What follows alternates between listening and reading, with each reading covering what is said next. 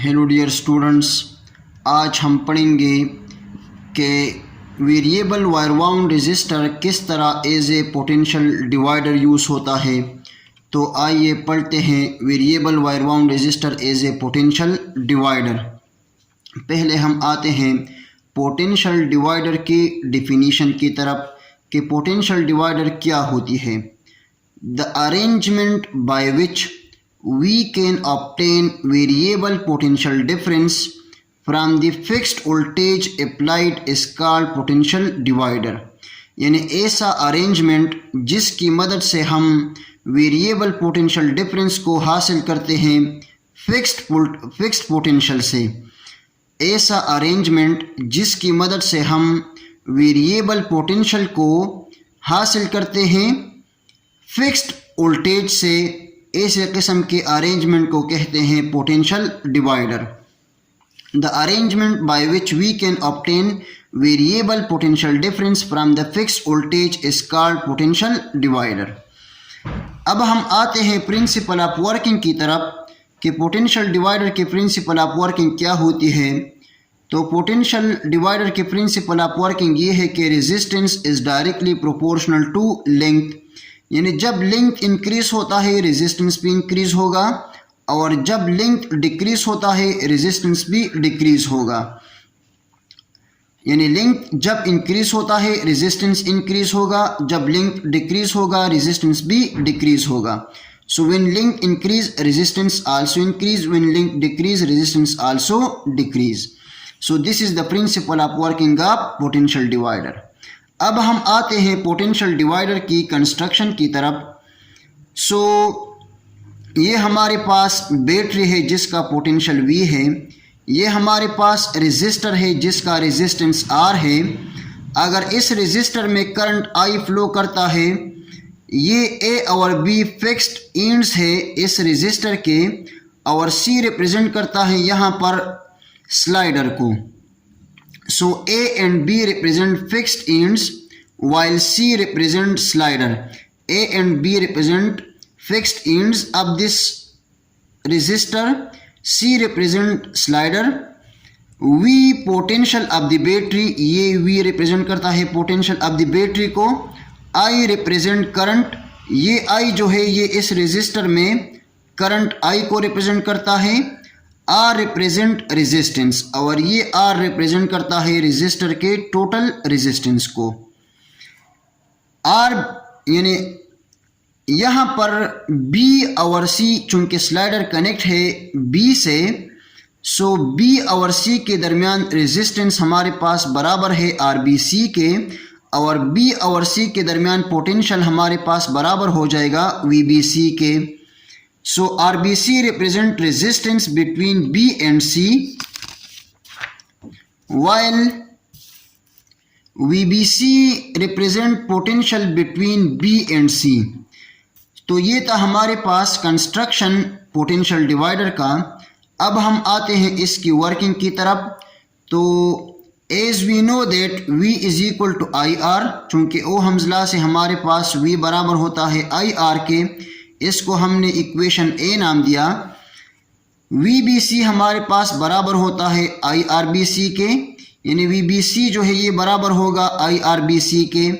यानी यहाँ पर B और C के दरमियान पोटेंशियल हमारे पास VBC बराबर हो जाएगा I इंटू RBC के।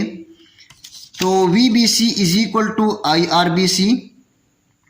चूँकि यहाँ पर करंट I हमारे पास बराबर है V डिवाइडेड बाय R के, यानी इस इक्वेशन नंबर A से हमारे पास करंट बराबर हो जाएगा V डिवाइडेड बाय R के। So put the value of I in equation number 1। इस इक्वेशन नंबर 1 में हम इस करंट की वैल्यू को पुट करते हैं, यानी I is equal to V divided by R को पुट करते हैं इस इक्वेशन नंबर 1 में I की जगह। So VBC is equal to V divided by R into RBC। VBC ये अपनी जगह, I की जगह आ जाएगा V डिवाइडेड बाई R, और RBC ये भी अपनी जगह। So VBC is equal to V divided by R into RBC। इस इक्वेशन को हम इस तरह भी लिख सकते हैं कि VBC is equal to RBC divided by R multiplied by V, RBC division में R है, ये R अपनी जगह और ये V भी अपनी जगह। If slider is moved toward A, link increases due to which resistance increases। यानी अगर हम इस स्लाइडर को मूव करते हैं A की तरफ, यानी अब अगर हम स्लाइडर को मूव करते हैं फिक्स्ड एंड A की तरफ, तो लिंक जो है ये B और C के दरमियान इंक्रीज होगा। जब लिंक इंक्रीज होता है तो रेजिस्टेंस भी इंक्रीज होगा। तो if slider is moved toward A, link increases due to which resistance increases। तो हम यहाँ पर पुट करते हैं RBC की जगह R को, चूंकि RBC इंक्रीज होता है और RBC हमारे पास टोटल रेजिस्टेंस के बराबर हो जाता है। So RBC is equal to R, so R divided by R multiplied by V हो जाएगा। यानी जब हम स्लाइडर को मूव करते हैं टुवर्ड A, तो RBC हमारे पास बराबर हो जाता है टोटल रेजिस्टेंस R के। तो इस इक्वेशन में RBC की जगह हमने पुट कर दी टोटल रेजिस्टेंस R को। सो R जो है ये R के साथ कैंसिल हो जाएगा और V अपनी जगह आ जाएगा। So VBC is equal to V। Now if the slider is move toward B, length decreases due to which resistance decreases. अब अगर हम इस स्लाइडर को मूव करते हैं टुवर्ड द B, यानी toward the fixed end B, तो length जो है ये B और C के दरमियान डिक्रीज होगा। जब B और C के दरमियान लिंक डिक्रीज होगा, रेजिस्टेंस भी डिक्रीज होगा। जब हम स्लाइडर को फिक्स्ड एंड B पर लाते हैं तो रेजिस्टेंस हमारे पास RBC ज़ीरो हो जाता है। तो यहाँ पर हम पुट करते हैं RBC को zero. So VBC is equal to zero divided by R multiplied by V।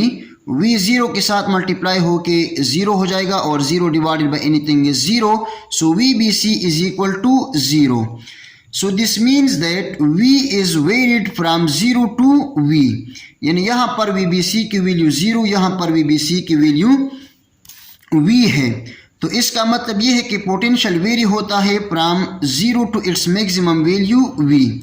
So potential divider is actually the arrangement by which we can obtain variable potential difference from the fixed potential। यानी यहाँ पर battery का जो potential है ये fixed है और potential point B पर ज़ीरो है, और जब हम स्लाइडर को मूव करते हैं टुवर्ड द पॉइंट A, तो पोटेंशियल जो है ये ग्रेजुअली इंक्रीज होता है। तो हम कहते हैं कि potential divider is actually the arrangement by which we can obtain variable potential difference from the fixed potential. So this is enough for today. Thank you very much and all the very best of luck.